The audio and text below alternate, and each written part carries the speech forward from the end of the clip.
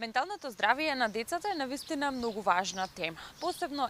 во време кога се менува нивната рутина, односно за време на летниот распуст. Што се случува со менталното здравје кај децата, колку влијаат социјалните мрежи и екранизмот, каков е односот помеѓу родителите и децата кога некако имаат повеќе време да поминат заедно токму во месеците на летниот распуст. Ова утро разговарам со психолог Фики Гаспар од Центарот за психофизичко здравје. Гаспар, Фики, добро утро, благодарам што сте дел од утринската на телевизија Алфа. Како сте во утро? Добро утро, благодарам, одлично, фала ви за поканата. Ете, можеби многу важна тема секогаш за менталното здравје кај децата, меѓутоа во фокус на летниот распуст. Што се случува кога децата ја менуваат својата рутина од училишни обврски на период каде што во неколку месеци немаат такви обврски, повеќе време поминуваат дома? Да. Баш актуелна тема и доста родители не прашуваат баш ова прашање сега кога почнува летниот распуст. Значи, летниот распуст ни е наменет за децата да може да се одморат од активностите, но малку и да се посветат на тој момент на безгрижност кој што ни е уствари детството. Завршува школската година, завршиле некои обврски и сега периодот за одморот кој што го имаме, вие 2,5 месеци, 2 месеци и повеќе од јуни, ние наменет за да можеме малку да поработиме на тој момент на сигурност, на емоционална стабилност кај децата, малку да развиеме некои други вештини кои што ќе им помогнат на децата во текот на нивниот живот. Така да фокусот што го дават психолозите, а истражувањата често што го покажуваат е дека сега треба да се насочиме баш на тоа градење на карактерот кај деца со повеќе начини малку да ги зацврстиме и секако да ги спремиме за од септември да почнат со новата школска година. И сега пошто се работи за развојни фази низ текот на детството, од предучилишна до училишна возраст, па и младите возрастни, кои што се уште студираат и се студенти, иако се полнолетни, секои си имаат своја фаза низ која што се поминува. Така да, согласно фазите, ние на децата треба да ги стимулираме и да ги учиме, да им покажуваме работи, доколку се работи за предучилишно детенце, треба да работиме на регулација на емоции, да се чувствува безбедно, да си игра, доколку се работи за училишно дете, треба малку да воспоставиме и некој дисциплина и одредени работи и интереси кои што може да се стимулираат после во текот на школската година, а секако за тинејџерите да поработиме малку на овој побурен период, каде што ќе може да поработиме малку на стабилност, да ги насочиме што ќе сакаат, како што тече времето, се приближуваат полнолетни, па треба да одберат и што ќе работат, кариера, студии, треба да се посветиме малку повеќе на исто така на емоционалниот дел, но и на сваќањето за животот и на желбите од животот, така да специфична тема, но секако треба да посветуваме внимание со нив, да видиме кои се важните работи за нив и секако доколку мора да го нагласиме и тоа, доколку имаме некоја предизвикувачка ситуација, да се посветиме баш да можеме да поработиме во овој период и да ја надминеме пред почетокот на другата година. Летниот распуст значи помалку обврски, повеќе слободно време. Како најдобро да се искористи тоа слободно време, а да не биде целосно на социјалните медиуми, на екранизмот, кој што навистина создава и зависност кај децата, можеби. Така да, ова е добар предизвик, посебно кога ќе завршат школските обврски, деца наеднаш доаѓаат до ситуација кај што имаат премногу слободно време.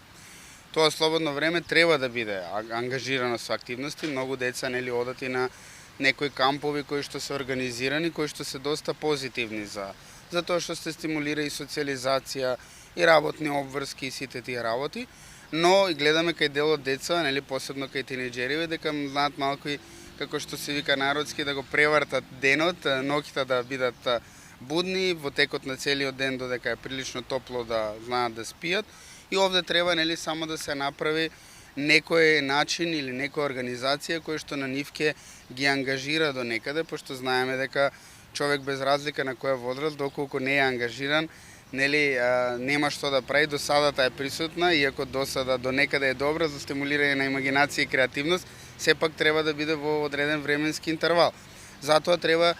со помош на родителите и луѓето околу нив да се направат некои активности кои што тие ќе бидат присутни, ќе бидат одговорни за нешто, за да може тој период, денот сепак знае да не биде доста долг, да може да бидеме ангажирани со нешто. Тоа е многу важно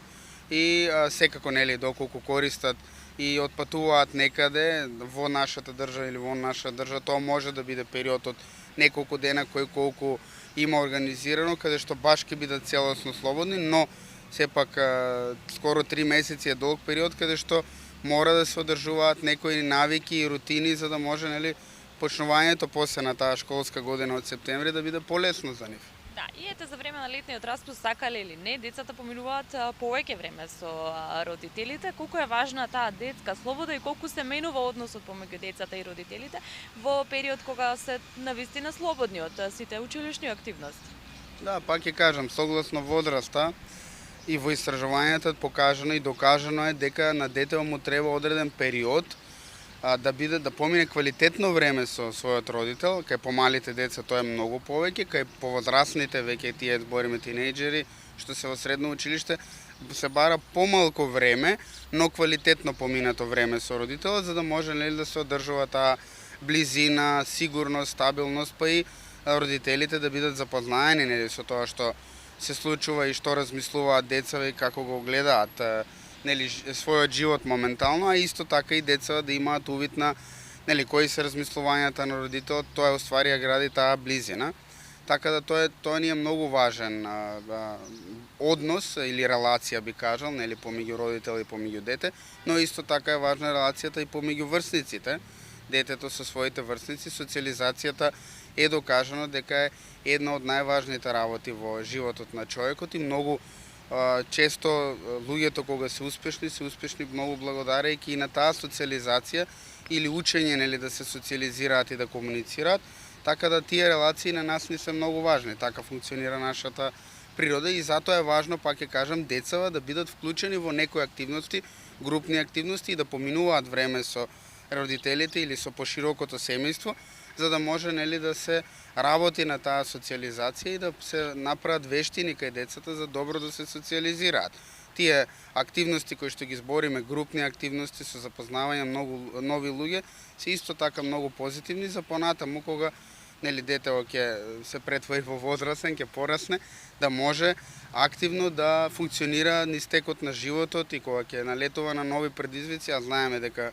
животот има доста предизвици, полесно да се справува и да биде пофункционален. Кога говориме за менталното здравје кај децата, колку родителите се одговорни кога станува збор за менталното здравје на нивните деца, од друга страна колку децата се слободни да ги изразат своите емоции, потреби и желби пред родителите и за посета на стручно лице, кое што можеби ќе помогне и за детската анксиозност која што се создава? Да, гледаме дека во пракса дека се повеќе родители се многу поангажирани околу менталното здравје на деца. Веќе менталната хигиена, психофизичката состојба е доста важна и се знае дека треба да се внимава и да се одржува. И тоа му возможува на децата, пошто родителите многу повеќе разговараат со нив за како се чувствуваат, како им поминува денот, кои им се размислувањата. Многу полесно се отвараат и многу често знаат и доколку се чувствуваат тажно, доколку се појават и други симптоми како затварање во себе, неинтерес за комуникација или за правење активности, тоа родителите да го препознаат или самите деца доколку се работи за повозрасни, посебно овој период на училишна возраст, каде што сами можат да препознаат дека нешто се променило кај нив, често знаат да искомуницираат и да побарат помош, а секако таа помош прво оди према психолог или психијатар, зависи колку како проценува родителот кај кој треба да се обрати. Но морам да кажам дека во последно време стварно се повеќе во тек, најверојатно тоа е ради тоа што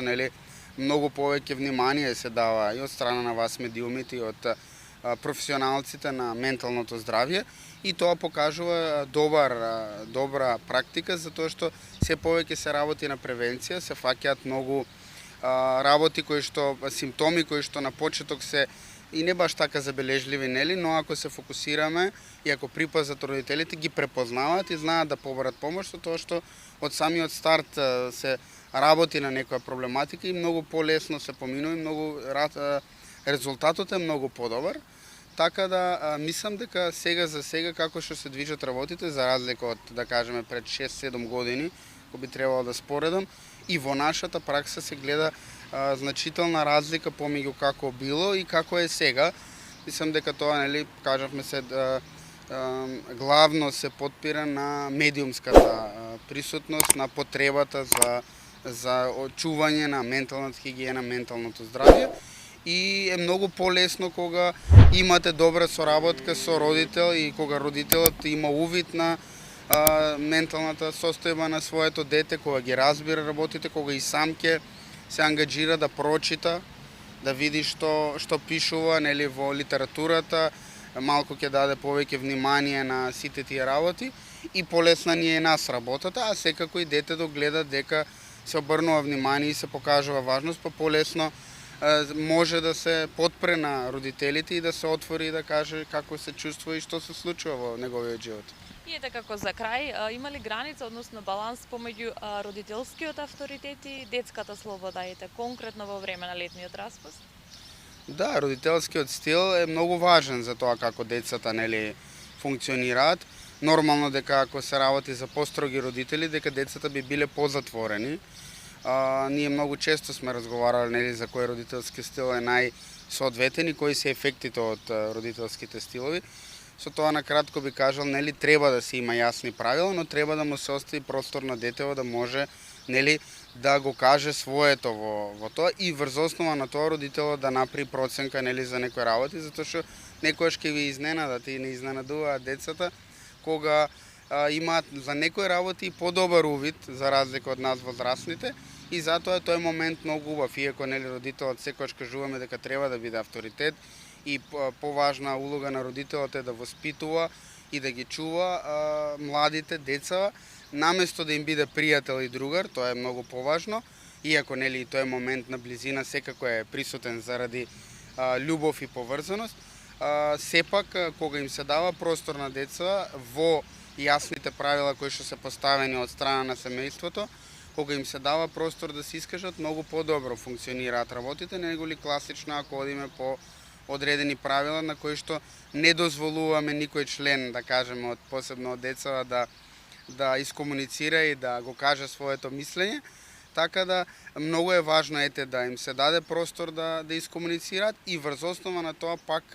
родителот да ја направи одлуката за било што и за начинот на кој ќе функционираат понатаму. Ви благодарам многу за сите овие совети, препораки и гледиште од страна на стручно лице на оваа многу важна тема, менталното здравје кај децата во фокус на летниот распуст и ви благодарам уште еднаш што бевте дел од утринската на телевизија Алфа. Благодарам и на вас.